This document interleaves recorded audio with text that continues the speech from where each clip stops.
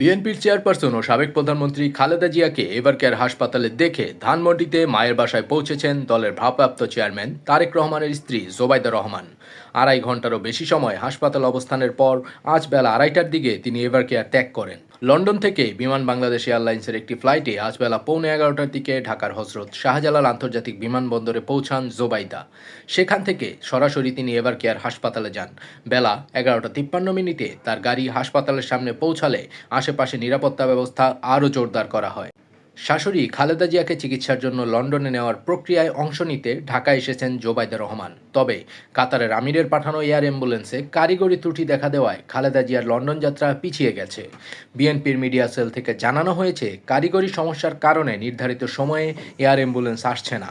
সবকিছু ঠিক থাকলে কাতারের ব্যবস্থাপনায় জার্মানির তৈরি একটি বিমান শনিবার ঢাকায় পৌঁছতে পারে। বিএনপির মহাসচিব মির্জা ফখরুল ইসলাম আলমগীরও একই ইঙ্গিত দিয়েছেন।